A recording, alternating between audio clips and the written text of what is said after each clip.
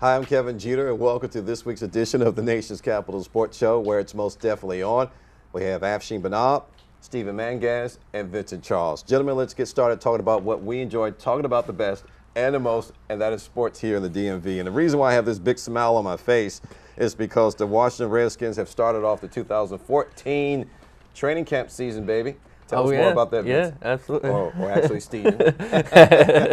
Yeah, they are just the first few days into training camp now, and the Redskins, they started putting on the pads, so you've got all the early goings and all the optimism in the world in the first few days of training camp. That's right. Every player is talking, we've got swagger, we're here, we're ready, happy to get the pads back on, and it's fun to watch and great to listen to their press conferences and everything and hear what they've got to say about where they think the team's going to go and the first taste of the new head coach Jay Gruden as well. That's right. Hope springs eternal there, Afshin. And Robert Griffin III is actually saying what he's supposed to say. Exactly. He's saying what he's supposed to say. Jay Gruden is going to say what he has to say to help RG3 improve his game. And like Stephen said, they have a lot of swagger, but the guy who didn't have at least individual swagger is Brandon Jenkins, and they already released him, the 5th-round draft pick from 2013. One of the earliest cuts you'll see in NFL history. After a couple of days of training camp, he's already been released. But Jay Gruden has got the team going on the right track, and I think he's not going to hold anything back. When he feels like something's going wrong, he's going to say it. He's going to let that player, no matter who it is, know what the problem is and to fix it right away. That's right. And Jay Gruden, as the saying goes, he's not kidding around. He's getting right to the brass tacks of the matter, Vincent. Yes, it's interesting how Gruden put the hammer down so quickly. A lot of things interest me, particularly the running back competition. You have Roy Halou, Evan Royster in there after Alfred Morris, and you got a couple of young rookies there, and that's going to be interesting. Also, there seems to be quite a number of tight ends this year. The Redskins are going to have to make a decision. That's right. Well, it's nice when you have that competition going on, Afshin. Yeah, Jay Gruden wouldn't want it any other way. No coach would want it any other way. He'd want to have 5 really good wide receivers vying for 3 spots. He'd want to have 4 or 5 good tight ends vying for 2 starting positions. Same with the running backs. Lake Seastrunk, one of those young running backs you were just talking about, Vincent. That's RG3's boy out of Baylor. Right. And he's going to be in the mix of things as well. So Jay Gruden and his staff will have their work cut out for them when it comes to who are they going to keep on the team and who they may have to release. It's interesting for veteran Santana Moss, Steve, because he's going to have to fight for his position as well. And from all indications, he says that he's up for the challenge. Yeah, he's going to have to fight, and Jay spoke in his press conference about him. He's happy to have Santana around with the Redskins, but still not quite sure how he's going to fit in yet, how many reps he'll be getting. But, of course, I think for the most part we'll probably see him in that slot position. But he's really important for the team, the veteran leadership, and then he does the other things well, not just catching the ball. He's a great blocker from the receiver position, which is something that gets talked about a little bit less, but he does his things right. Yeah, from the looks of it, we see the same defense, and that's a good thing. But what significant changes do you see that may be forthcoming defensively, Afshin? Well, Kevin, the biggest one is at the safety position. There's 2 big moves at the safety position. One is they got back Ryan Clark, who was here originally from for this team. Then they let him go back in, I want to say 2006 or 7, maybe. Yep. Stephen, right? I think. Yeah. And then he went up to Pittsburgh, won himself a Super Bowl there. A lot of fans in this area didn't want to see Ryan Clark leave. Now he's back. He's the old wily veteran who I think can help out. And the other problem is Tenard Jackson.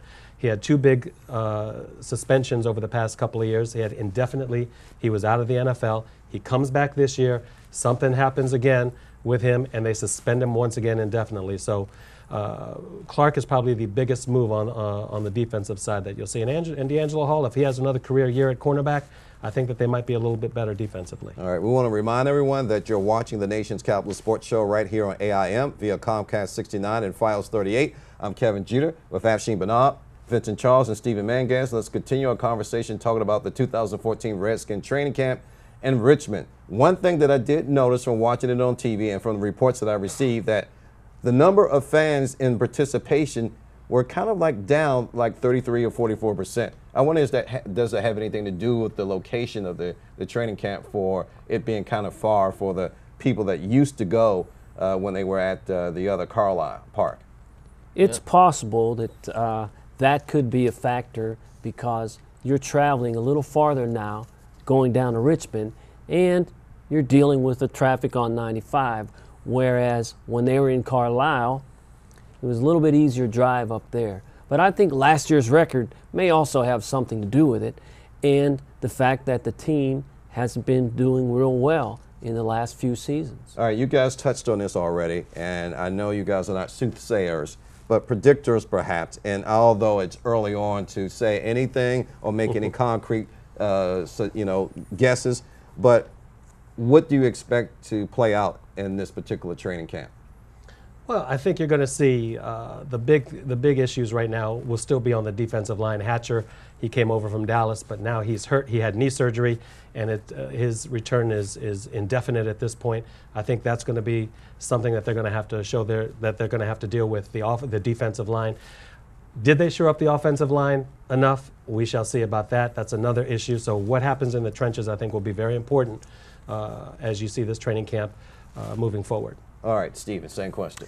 Yeah, I think this training camp is all about the evaluation process. We're going to start finding out, how much will Lake Seastrunk fit in, as well as the other new weapons, Andre Roberts on the offensive side, and then on the defensive side, as we talked about, Ryan Clark coming here. I will say, actually, I am one of those fans that was sorry to see him go, and I'm glad to have him back on the Redskins. And then the other big thing is the development of players, too. Second-year players, one, David Amerson, he's already been being talked about as he is on a great trajectory right now to be one of the better cornerbacks in the league if he stays on that path, and they expect big improvement from him this year. All right, thanks, Steven. Vincent. I think the keys are going to be the defense, number one, and surprisingly, special teams. I think the Redskins have the weapons on offense, and we haven't even begun to talk about the kicking game. That's right. That's right. Yeah. Thank you very much, gentlemen. Let's move on to the Washington Wizards, because I was so interested to talk about this, because the Washington Wizards have been wheeling and dealing of significant proportions during the course of this offseason. Paul Pierce, Chris Humphreys, they're top loaded with heavy in terms of big guys. And you got to kind of wonder That's right.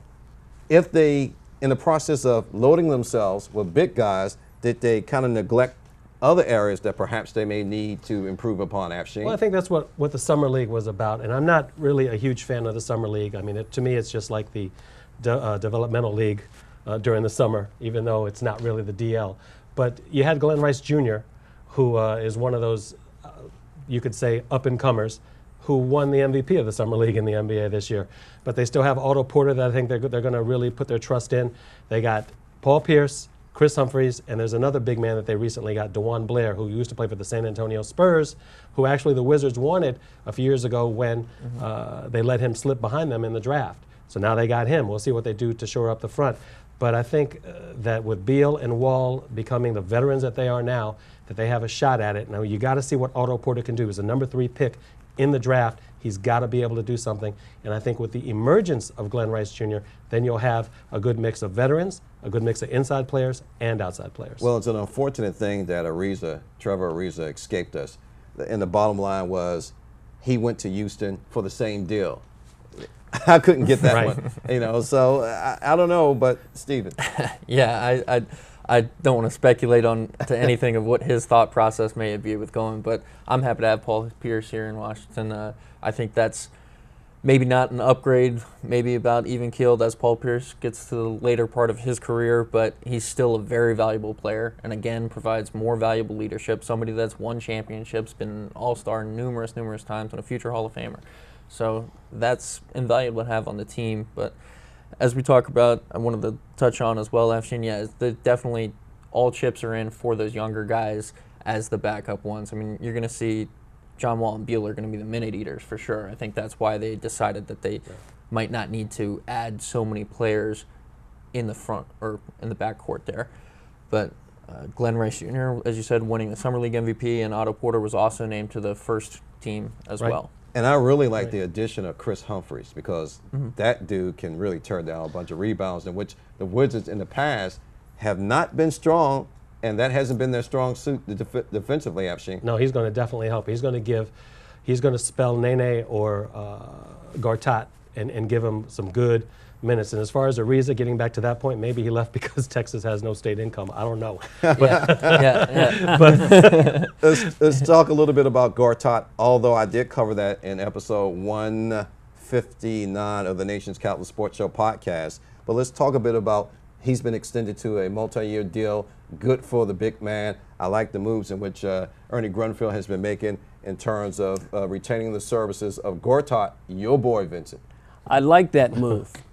Gortat, they had to make that move, okay? They had to replace Ariza, number one.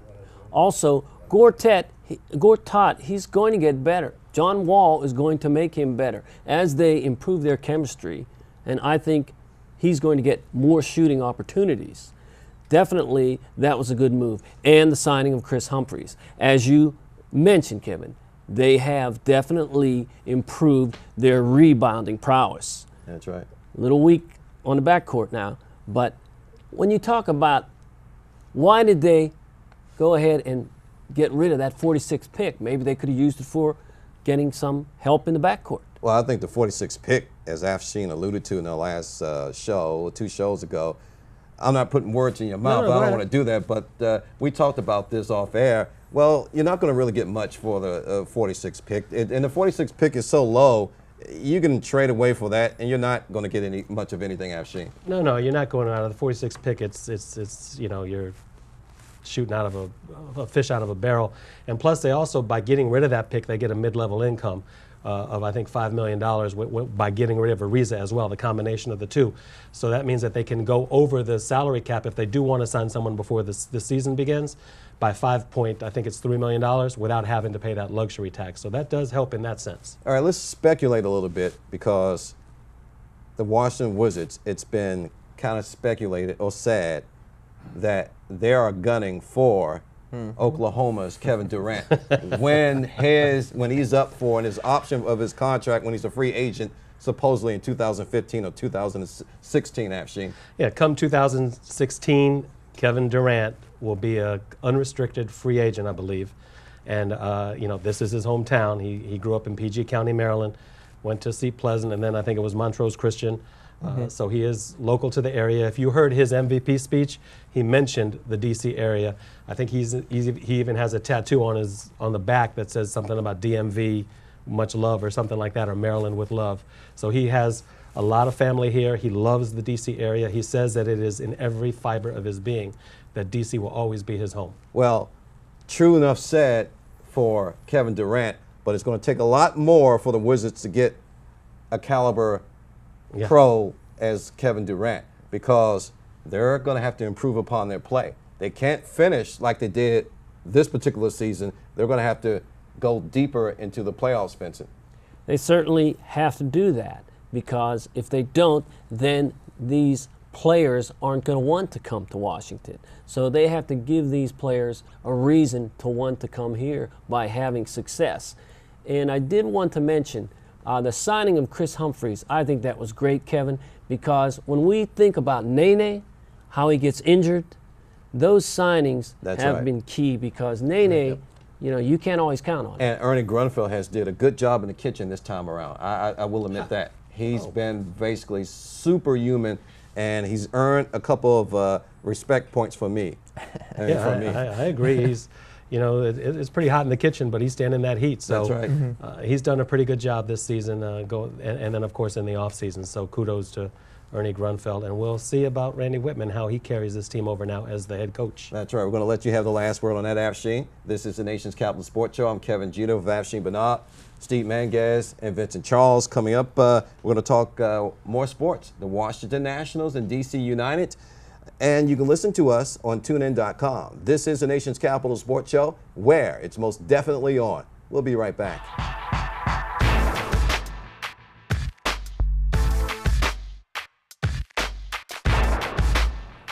I'm Kevin Jeter, and welcome back to the Nation's Capital Sports Show, where you can like us on Facebook/TNCSS.com. We have Afshin Bernard, Stephen Mangas, and Vincent Charles. Gentlemen, let's continue our conversation talking about what we enjoy talking about the best and the most, and that is sports here in the DMV. How about those Washington Nationals, Vincent? They're playing pretty good, several games over 500. They are actually exchanging first place leads along with the Atlanta Braves. But so far, so good for the second half of the season. So far, so right. Yes, Kevin. They're seesawing with the Braves right now, about a game and a half, maybe 2 games up. Their offense is clicking. Pitchers are doing well, starting pitching, relief pitchers. I think maybe the bench needs to be improved. That's right. Well, funny that you mentioned the pitching. How about Tanner Roark, Afshin? Tanner Roark. What a beast. He is. He's in beast mode, it seems like, every time. He's won 10 games, and of course Doug Fister also has won 10 games. Doug Fister is now 10-2 with a 2.7 ERA, and he and Roark are really carrying this baseball team. They've now won 16 of the past 23 games. And Bryce Harper, Steve, has changed his stance. It's no clown move, dude. Yeah, he's changed the stance, so maybe a little bit of a switch there before he gets really going. But seems to be working out okay. He'll get it going. But yeah, the pitching is definitely what's been carrying us right now. As we said, Doug Fister and Tanner Roark are interesting. You know, the beginning of the season, not the two guys that you would really suspect to be your top pitchers at the moment. The guys slated to be your fourth, and you know, then Roark was really kind of a surprise entirely. Right. But 10 wins for Fister and only 14 games started is pretty good. You're getting that many decisions. That's right. And although by the time the show airs, the trade deadline would have came and went. So I'm still going to ask you guys your input in terms of who you think is going to be traded. So that way, if the show comes, when the show airs, whatever these guys say, it will either make them look like a popular scientist or someone that just completely didn't get it. So I'm going to put you on the spot, Afshin. What do you think? You know, I don't know. Rizzo, I think, is going to listen to a lot of offers, and I believe he's already listened to quite a few offers. I don't know if they're going to make a trade. If they do, you know, the Zimmerman injury right now, which is, as far as his comeback, is indefinite. They don't know when he's going to come back. If they do make a trade, it may be somewhere in the infield. I know Vincent's going to disagree with me on that. I'm not even going to name a player, Vincent. But I think it's possible that they could either make a trade with somebody in the infield, or you might see somewhere down the line where they get another reliever. They may get somebody for the bullpen for the home stretch. That's where I see that they could make a trade. Rizzo will only pull the trigger if he likes what it can do for the Nationals. Steven. Yeah, I don't think there's going to be any sort of blockbuster move. I don't think any of the larger names, though you may think one of the larger names may be out there. Maybe. But we'll see. I don't think they will, and though they have perhaps inquired about replacing Zimmerman at third if that injury is serious enough, but they're kind of being mum on how serious that injury is, though it is a difficult one to gauge. I mean, a hamstring strain, I've been there a few times myself, and you never know when it's going to come back, and it's something that can linger even after the pain subsides. You know, it's going to affect his running ability, and, you know, at third base, a lot of stretching and ranging that needs to be done as well. But the good thing, in terms of my observation, is that they seem to be top-heavy because they probably won't miss Zimmerman all that much, which is a good thing. Yeah, and I agree with that, and that's something we've talked about before as well, is that we had this problem of where do you put Zimmerman when he came back to be healthy, and it turned out that he did a little bit of the left field stuff, but then he ended up, you know, going back to his third base spot. I really like Anthony Rendon at third base, so I would like to see him stay there for the Nationals. I mean, he made the great play in the Reds series, barehanded down the bunt line to throw out Billy Hamilton, who is, I think, undoubtedly the fastest guy in Major League Baseball in the world. That's right. He's got some incredible speed. That's right. What say you, soothsayer Vincent? What do you think will happen? Will they make any trades? Will they trade your boy Ian Desmond? Certainly not. And they won't trade Danny Espinosa either. Right now, the Nationals have enough. And they have enough in the minor leagues. I don't think they need to make a deal. I don't think they will make a deal. First of all, you cannot get what you might call a blockbuster player, because to keep him, you're going to have to pay him in future years. And the Nationals are pretty well tied up as far as their payroll. I think earlier in the year, Lerner said that they were about tapped out.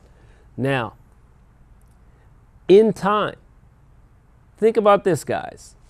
They can make Jason Worth a first baseman.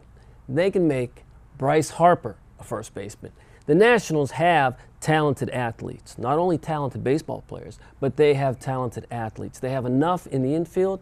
Zach Walters is doing fine when they called him up. What I would like to see, I was talking about the bench before, this kid, Steven Sousa, he's just like tearing the cover off the ball down in Syracuse.